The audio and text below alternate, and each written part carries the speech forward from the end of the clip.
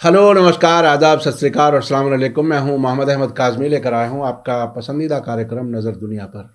Middle east में लगातार बेचैनी है। इजराइल के मामले पर इलाके के मुल्क दो हिस्सों में बटे हुए हैं। कुछ अरब हुकूमतों ने इजराइल से ताल्लुकात खुले तौर पर और कुछ ने ढके छुपे तरीके से कायम कर रखे हैं, लेकिन अरब अवाम के दरमियान इजराइल से नफरत और फिलिस्तीनियों से हमदर्दी बार बार सामने आ रही है।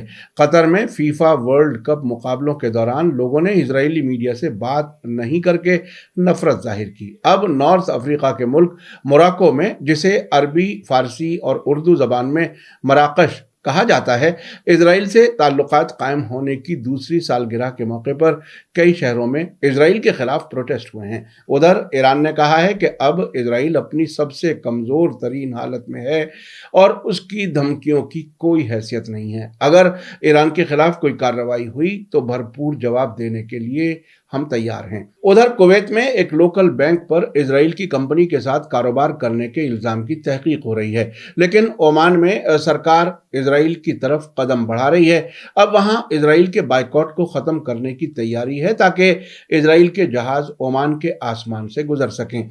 आखिर तक जरूर देखें। No matter how much knowledge you have, no matter what kind of degrees you have, unless you are able to convey that knowledge, unless you are able to convey your thoughts and emotions to the world, दुनिया को मालूम नहीं होगा कि आपके पास वाकई में है क्या, राइट? इसीलिए कम्युनिकेशन एक ऐसी चीज है कि आपके पास कितनी भी नॉलेज हो, लेकिन आप जिस तरीके से कम्युनिकेट करते हैं और जितना कम्युनिकेट करते हैं उतना ही लोग आपको समझते हैं कि इतना ही इसको मालूम है।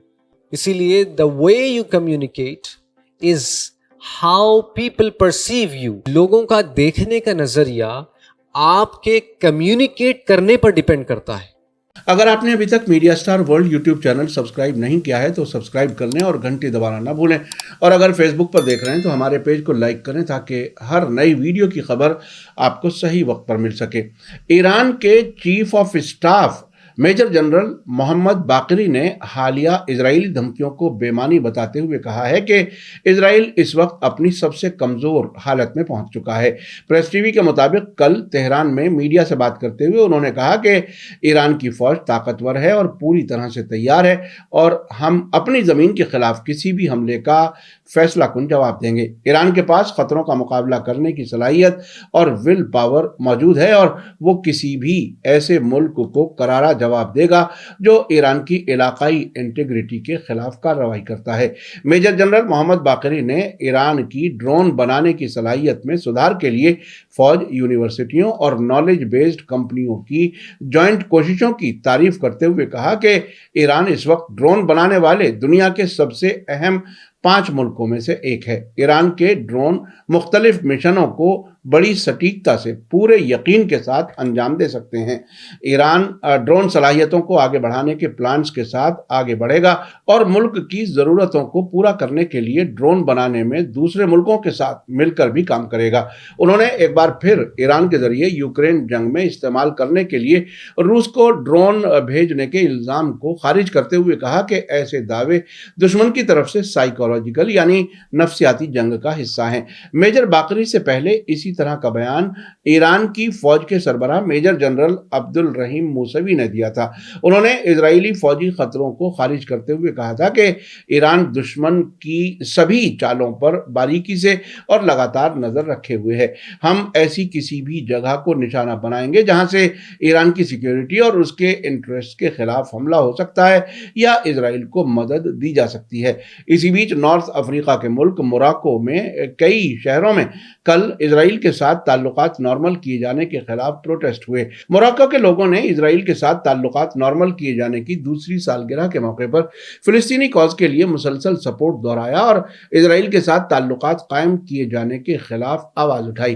प्रेस टीवी के मुताबिक समाज के मुख्तलिफ सेक्शंस के लोगों ने Moroccan front in support of Palestine and against normalisation की अपील पर प्रोटेस्ट में हिस्सा लिया।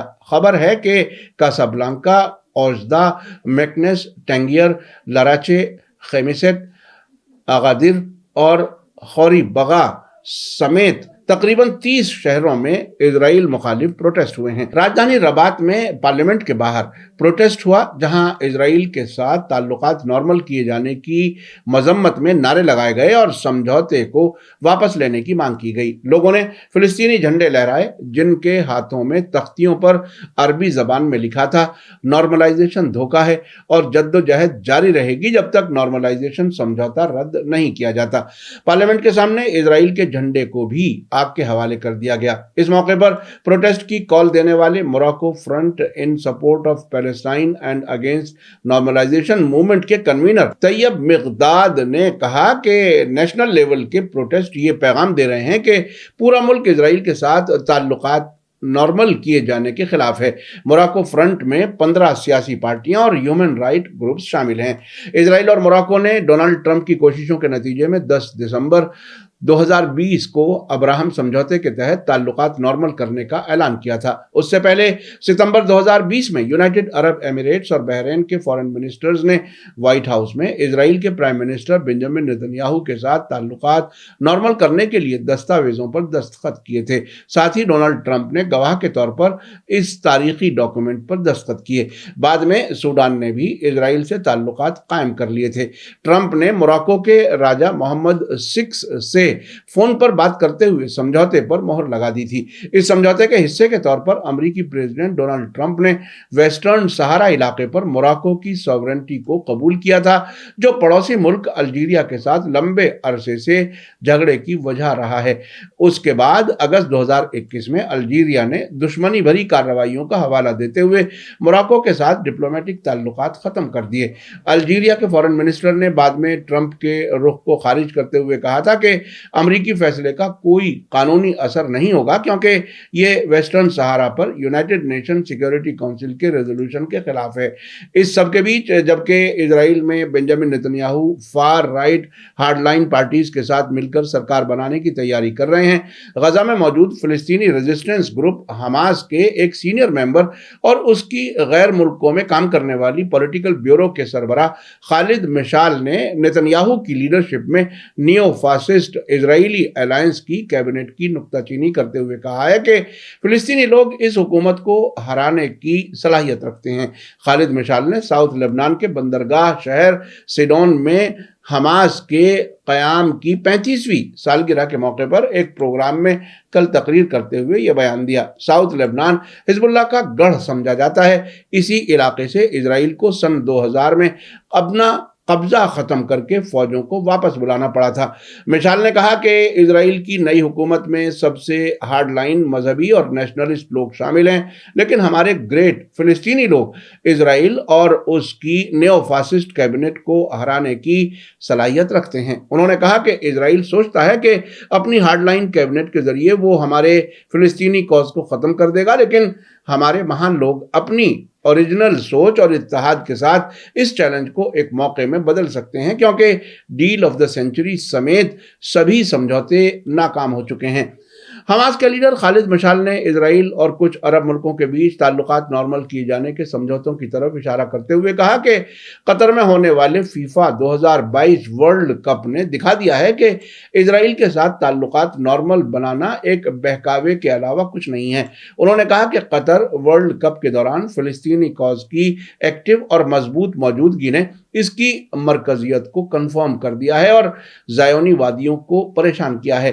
عرب عوام نے قطر کے اسٹیڈیم میں فلسطینی جھنڈے کو بار بار لہراتے ہوئے محسوس کرایا ہے کہ فلسطین اس ٹورنامنٹ میں 33ویں ٹیم تھا۔ اسرائیل اور کچھ عرب ملکوں کے بیچ نارملائزیشن ایک بھرم ثابت ہوا ہے اور یہ ایک بناوٹی چیز ہے جس کی ہمارے لوگوں کے بیچ کوئی حیثیت نہیں ہے۔ انٹرنیشنل سطح پر ہماری ایک پوزیشن ہے اور جب ہم متحد ہوں گے تو دنیا ہمارے ساتھ کھڑی ہوگی۔ آپ کو بتا دوں کہ اسرائیل میں لیکوڈ پارٹی کے سربراہ اور سابق پرائم منسٹر بنجامن نتنیاہو اس وقت ایک سیاسی الائنس بنانے کی کوشش کر رہے ہیں جس میں یہودی پاور پارٹی کے فار رائٹ لیڈر ایتمار بن گویر اور مذہبی زائونزم پارٹی کے بیزل स्मोट्रिच शामिल हैं, जिनके वेस्ट बैंक में कब्जे वाले फिलिस्तीनी इलाकों और पुलिस पर ज्यादा इख्तियारात हासिल करने के चांसेस हैं। पिछले कुछ दिनों में इजरायली कब्जे वाले इलाकों में हजारों लोगों ने आने वाली हार्डलाइन हुकूमत के खिलाफ प्रोटेस्ट किए हैं। इजराइल में पार्लियामेंट के लिए 4 बरसों में 5 बार इलेक्शन होने के बाद नेतन्याहू को 120 सीटों में से 64 की सपोर्ट बताई जा रही है। उधर खबर है कि एक इजरायली कंपनी के साथ एक कुवैती बैंक के लेन देन की जांच शुरू की गई है। लंदन से काम करने वाली मिडिल ईस्ट मॉनिटर खबरों की वेबसाइट ने खबर दी है कि कुवैत सरकार ने कल बताया है कि लोकल बैंक के जरिए एक इजरायली कंपनी के साथ कॉन्ट्रैक्ट करने के इल्जाम की जांच शुरू की गई है। फाइनेंस मिनिस्टर अब्दुल वहाब अल रुशैद ने एक कमेटी बनाई है ताकि क्रेडिट बैंक के एक इजरायली कंपनी के साथ कॉन्ट्रैक्ट की जांच की जा सके।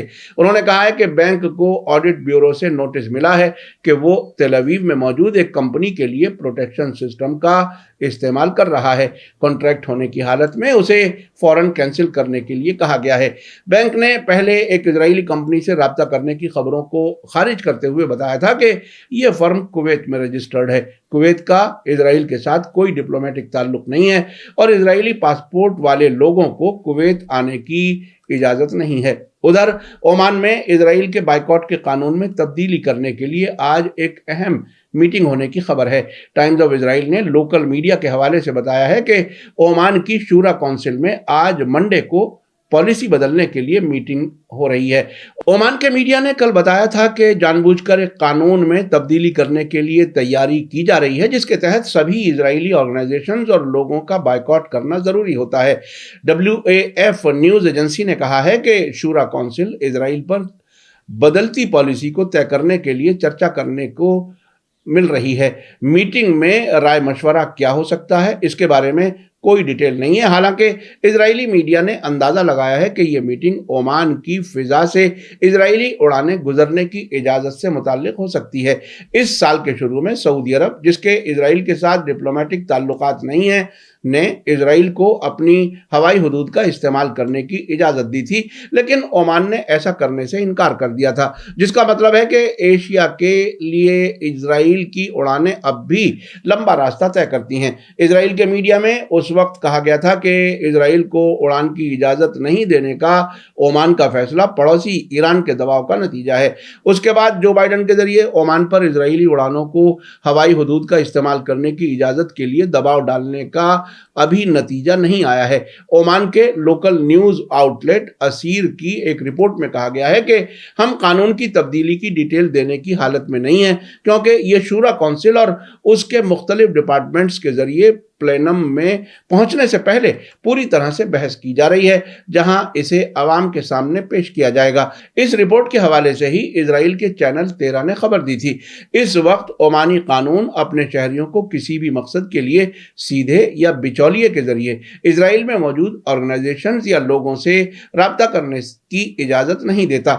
आपने देखा किस तरह से इजराइल के सवाल पर इलाके के मुल्क तकसीम है। एक तरफ ईरान और फिलिस्तीनी रेजिस्टेंस ग्रुप्स इजराइल का मुकाबला करने के लिए तैयार होने की बात कर रहे हैं, दूसरी तरफ मोरक्को में इजराइल के साथ डिप्लोमेटिक ताल्लुकात को खत्म करने की आवाम मांग कर रही है।